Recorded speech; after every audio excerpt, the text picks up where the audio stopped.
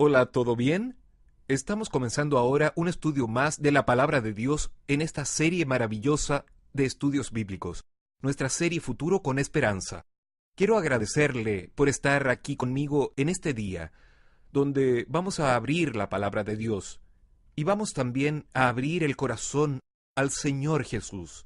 El tema de hoy es sobre la Biblia en el centro del gran conflicto, o sea, palabras de esperanza para usted y para mí. Juan 17, versículo 17 dice así: santifícalos en tu verdad, tu palabra es verdad. Esta frase, este versículo pequeñito, tiene un mensaje gigantesco, un mensaje grandioso desde el punto de vista espiritual y desde el punto de vista así de un mensaje para toda la humanidad, un mensaje de seguridad, de esperanza y también de paz. Escuche bien esta frase: santifícalos en la verdad, tu palabra es verdad. Vea que la palabra de Dios sirve para santificar y también para iluminar. Quien estudia la Biblia recibe iluminación y recibe santificación. Además de que la propia Biblia dice que la palabra de Dios es la verdad. A partir de este versículo, estamos en condiciones de entender lo siguiente: ¿por qué la Biblia Sagrada es un libro tan comprado, tan leído y poco practicado? ¿Por qué? Si la Biblia sigue siendo la misma, las personas la usan de formas tan diferentes. ¿Y por qué existen tantas iglesias, tantas religiones usando la misma Biblia? Siempre que ella muestra un único camino y existen tantas doctrinas, tantas enseñanzas que parecen mostrarnos varios caminos. Lo cierto es lo siguiente: para estudiar la palabra de Dios tenemos que observar algunas reglas básicas. Primero, un recordatorio de lo general de la palabra de Dios, una visión general. Vamos a recordar algunas cosas. En los estudios pasados dijimos que la Biblia tiene 66 libros, 39 en el Antiguo Testamento, 27 en el Nuevo. ¿Lo recuerda? 40 personas escribieron toda la palabra de Dios y quedó lista en un periodo de 1600 años aproximadamente. La Sagrada Biblia está subdividida en 5 pequeñas partes: historia, poesía, profecía, evangelio y cartas. Y debe recordar también que estudiamos aquí que la parte profética es la única que no se entiende cómo se lee. Y por eso nos estamos concentrando más en la profecía. Otra cosa importante es que la Biblia fue escrita en 3 lenguas originales: en hebreo, en arameo y en griego. Está dividida entre capítulos y versículos. Capítulo número grande, versículo número pequeño. Todo esto ya lo estudiamos, ahora solo estamos repasándolo.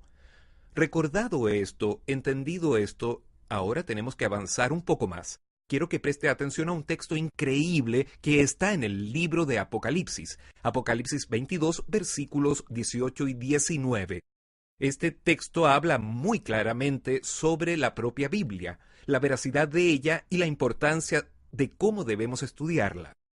Yo testifico a todo aquel que oye las palabras de la profecía de este libro: si alguno añadiere a estas cosas, Dios traerá sobre él las plagas que están escritas en este libro. Y si alguno quitare de las palabras del libro de esta profecía, Dios quitará su parte del libro de la vida y de la santa ciudad y de las cosas que están escritas en este libro. ¿Se da cuenta de que el propio libro del Apocalipsis llama nuestra atención al hecho de que no podemos añadir y no podemos quitar absolutamente nada de la Biblia? Recuerde, son 1189 capítulos, 31.102 versículos, y no podemos añadir y no podemos quitar nada. Es decir, debemos aceptar la Biblia tal como es, la palabra de Dios integral, Antiguo y Nuevo Testamento, exactamente como Dios nos la dejó. Ante este texto del Apocalipsis de que no se puede añadir ni quitar, quiero que presten atención al libro del Génesis. Vea, del Apocalipsis nos vamos al Génesis. Génesis, capítulo 3. Aquí hay un texto interesante. Es más, voy a empezar del capítulo 2. Génesis 2, versículo 7. Aquí dice así: que Dios formó al hombre del polvo de la tierra, dio aliento de vida, sopló en el aliento, sopló en él la vida, y el hombre pasó a ser alma viviente. Dios crea al hombre, Dios crea todas las cosas, pero aquí En el versículo 16 y 17 está escrito: «Y el Señor Dios dio esta orden al hombre: de todo árbol del huerto podrás comer, mas del árbol de la ciencia del bien y del mal no comerás, porque el día que de él comieres, ciertamente morirás». Preste atención a esta frase: ciertamente morirás. Yo quiero destacar esta frase. Cuando Dios le dice al hombre que no debe comer del fruto prohibido, dice: si tú comes, vas a morir. La frase es: ciertamente morirás. Ahora vea lo que dice Génesis 3, versículo 4.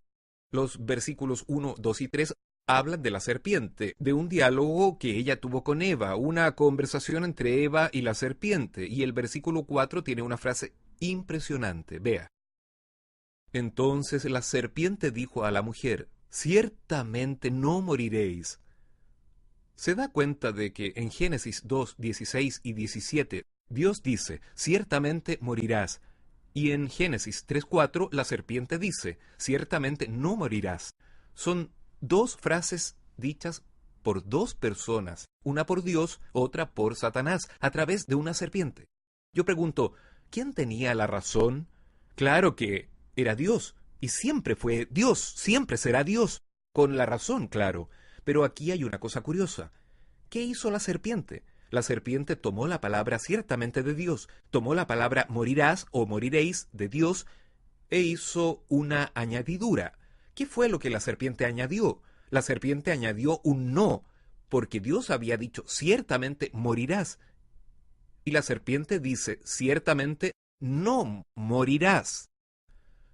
Esa añadidura que Satanás le hizo a la palabra de Dios trajo un trastorno. Fue ese no, fue esa añadidura, fue ese cambio en la palabra de Dios hecho por el enemigo lo que hizo surgir la doctrina espírita, lo que hizo surgir el movimiento espiritualista, que hoy tiene un mensaje contrario a la Biblia, que dice lo siguiente: que la persona muere, pero que en realidad no muere. Ella muere, muere el cuerpo, pero el alma está viva, el espíritu está vivo, la persona va al cielo, va a otro lugar y después se reencarna, después ella vuelve, aparece de noche, ella se vuelve un ser invisible y puede atravesar las paredes y cosas así. Y películas y más películas y más películas han sido producidas no solo en América del Norte, sino también en otros lugares del mundo, y hablan exactamente de la doctrina de la serpiente. Solo hay que recordar Ghost. ¿Se acuerda de esa película? ¿Y de ese dibujo animado Gasparín? Bien, solo para recordar algunos, pero hay muchas otras películas que muestran la idea de la serpiente de que ciertamente no moriréis o no morirás. Yo quiero mostrar con esto que al añadir a la palabra de Dios solamente una palabra, por pequeña que sea, ella cambia toda la historia. Eso es un peligro, es muy peligroso. Es por esta razón que el libro del Apocalipsis dice: no se puede añadir y no se puede quitar. Si alguien añade, Dios añade las plagas del Apocalipsis sobre la persona. Y si alguien quita, Dios quita el derecho de la salvación a esa persona, porque alterar la Biblia es alterar el plan de la salvación, es conducir a las personas por un camino tortuoso y peligroso. Por eso la palabra de Dios tiene que mantenerse intacta, de la forma en que Dios la dejó. Cuando alguien intenta alterar eso, cuando alguien intenta cambiar eso, con seguridad se crea un gran problema. En la Edad Media, Satanás intentó acabar con la Biblia. En la Edad Media el enemigo intentó destruir la palabra de Dios. Recuerda al estudiar historia que en la Edad Media las Biblias eran quemadas, los cristianos eran perseguidos y lamentablemente muchas personas fueron privadas del estudio de la palabra de Dios, solo que el enemigo notó una cosa interesante. Mientras más Biblias quemaba y mientras más mataba a los cristianos, más personas se convertían. Entonces, con el pasar del tiempo, Satanás cambió su estrategia para con la Biblia. Hoy, él no lucha para quemar Biblias. Usted no ve por ahí que alguien diga: oigan, quemaron las Biblias en el país tal. Eso prácticamente ya no existe. ¿Cuál es la estrategia de Satanás hoy para echar la verdad por tierra, además de en el pasado haber quemado Biblias? Bueno, hoy él tiene algunas estrategias. Estrategia número 1. Él intentó hacer que algunas Biblias fueran producidas con más libros. Existe una Biblia que nosotros llamamos Biblia romana, que en realidad es una Biblia común. Está en portugués, está en todas las lenguas. Pero esa Biblia decimos que es romana porque ya fue producida por líderes religiosos de Roma. Esa Biblia tiene 7 libros de más. Es una Biblia gruesa, grande, llena de ilustraciones, dibujos, imágenes, etc. Ella tiene 7 libros más. Uno de esos libros se llama Tobías, el otro Macabeos, son 2 de Macabeos, el otro Sabiduría, el otro Eclesiástico, el otro Baruch. Entonces son 7 libros más. ¿Y qué es lo que esos libros traen realmente? Ellos traen un mensaje que es contradictorio con todo el contexto bíblico. ¿Entiende? Esa fue la tentativa número 1. El enemigo intentó añadir algunos libros y algunas frases a los originales de la Biblia. La número 2 fue cuando el enemigo intentó en otra traducción llamada Traducción Nuevo Mundo, que es más usada por personas del movimiento ruselita de la Sociedad Torre del Vigía. Esa Biblia Traducción Nuevo Mundo tiene algo diferente. En realidad, ellos quitan algunos textos, quitan algunos capítulos, quitan algunos versículos y alteran otros. Por ejemplo, cuando vemos Juan capítulo 1, versículos del 1 al 3 que dicen al principio era el verbo estaba con Dios y el verbo era Dios, ¿se acuerda de eso? Cuando vemos la traducción Nuevo Mundo está diferente. Dice esto, en el principio era el verbo estaba con Dios y el verbo era un Dios. Y además de poner ponen la palabra Dios con D minúscula. Con eso ellos cambian el original y cambian el texto bíblico. Y además de eso, cuando ellos citan, por ejemplo, a Juan capítulo 8, en el caso de Juan capítulo 8, la historia de María Magdalena, ellos quitaron el capítulo 8 de la Biblia. No está ahí. ¿Por qué? Porque simplemente alguien comentó que hay una posibilidad de que el capítulo 8 no sea el original. Entonces quitaron ese capítulo, así como otros versículos más de la palabra de Dios. Vean, algunos añaden y otros quitan. Y eso está mal. Pero hay una estrategia más terrible que esta. Porque añadir y quitar alguna cosa, aún así se puede investigar. Uno busca varias versiones, se buscan varios documentos y estudia y descubre y entiende todo bien. Pero la gran lucha, el gran problema que nosotros encontramos en este asunto, en este contexto de persecución a la Biblia, aparece, ¿sabe dónde? Aparece en Mateo capítulo 4. Cuando Jesús fue tentado en el desierto, aquellas 3 tentaciones. Recuerde, Mateo capítulo 4 dice, la primera tentación fue, si tú eres hijo de Dios, transforma las piedras en panes. Ahí Jesús dijo, está escrito, no solo de pan vivirá el hombre, sino de toda palabra que salga de la boca de Dios. Cuando Jesús dice está escrito, Jesús cita la Biblia, ¿bien? Entonces, en la segunda tentación, Satanás usa la Biblia también y dice, si tú eres hijo de Dios, lánzate hacia abajo, porque está escrito que Dios enviará a sus ángeles y ellos te tomarán las manos para que no tropieces con tus pies en piedra. Es decir, en la segunda tentación, Satanás dice, está escrito, él usa la Biblia. Y en la tercera tentación, Satanás ya no usa más la Biblia, pero Jesús sigue usando la Biblia.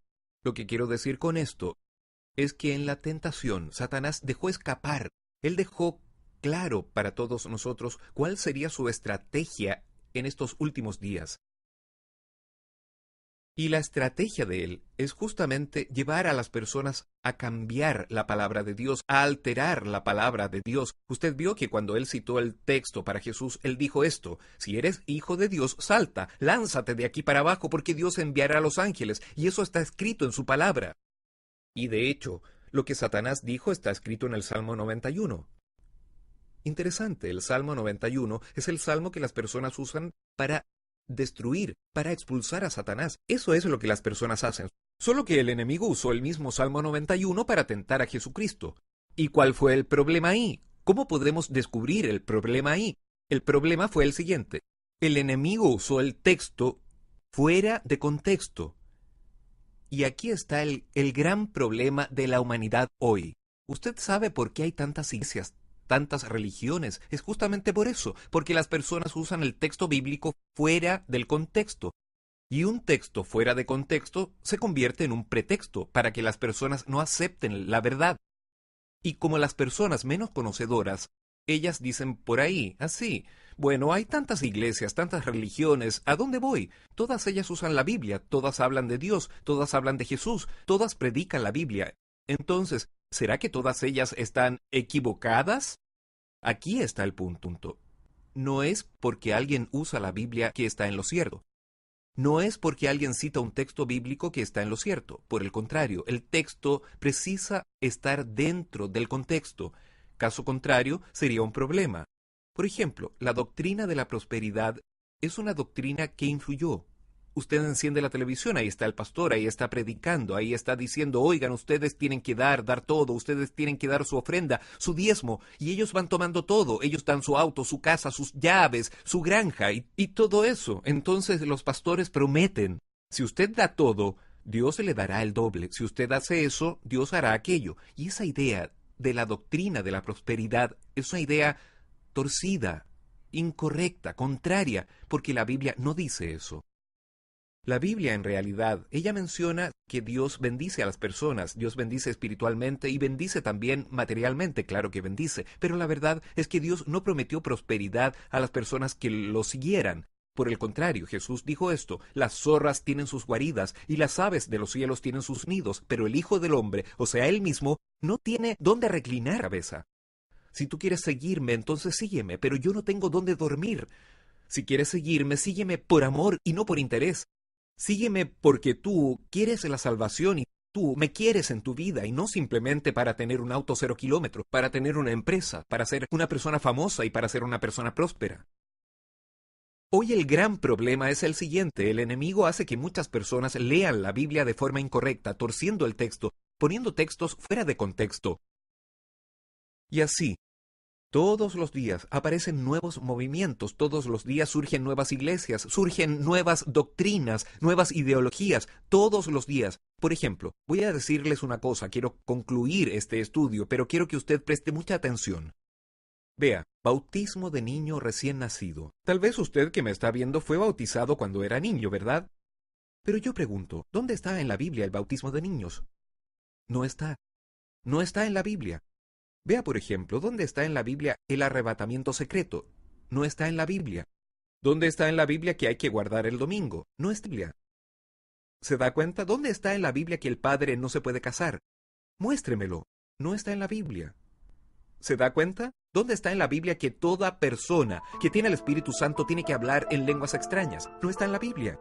Entonces lo que les quiero decir es lo siguiente. Muchas personas predican y creen en muchas cosas que no están en la Biblia, que no aparecen en la palabra de Dios, pero recuerde, santifícalos en la verdad. Tu palabra es la verdad. Si usted quiere conocer la verdad, bienvenido al Seminario Futuro con Esperanza. Si usted quiere conocer la verdad conforme a lo que dice la Biblia, lo invito a continuar estudiando con nosotros esta serie especial. Dios abrirá su mente, sus ojos, su corazón, y la verdad de Dios triunfará en su vida. Y recuerde lo que Jesús dijo, conoceréis la verdad y la verdad os libertará. Dios quiere liberarlo. No hay nada en su vida que Dios no pueda quitar. Dios quiere curarlo, Dios quiere cambiar su vida. Dios quiere ponerlo en el camino correcto, en la doctrina correcta, en el principio correcto. Entonces no tenga miedo a nada. Si usted ya golpeó tantas puertas, si ya fue a tantas iglesias, si ya fue de un lugar a otro, basta, pare. Es hora de que empiece el estudio bíblico más profundo y conozca de hecho la verdad y al Dios de la verdad. Y Dios le dará una gran victoria y usted será una nueva criatura a partir de ahora. Yo se lo garantizo en nombre de Jesús. ¿Usted cree en eso? ¿Usted realmente quiere estudiar la Biblia a fondo? ¿Quiere conocer toda la verdad? Entonces, bienvenido a la Iglesia Adventista del Séptimo Día. Yo quiero orar por usted y con usted ahora, porque usted tomó una decisión importante al estar aquí conmigo hoy estudiando la Biblia. Vamos a cerrar los ojos y a orar. Señor nuestro Dios, gracias por este primer encuentro en la vida de muchas personas. Para muchas personas este es el primer estudio bíblico, el primer encuentro, mientras que otros ya vienen haciendo estudios desde el comienzo de esta serie. La verdad es que hoy puede ser el primer momento en que esa persona abre el corazón y se entrega totalmente a Jesús. Que tu gracia caiga sobre ella, sobre él, sobre su casa, su familia. Que en este momento el poder del Espíritu Santo se manifieste en la vida de esta persona. Con la certeza de que nos estás oyendo, con la certeza de que nos estás atendiendo, yo te quiero agradecer en nombre de Jesús. Amén.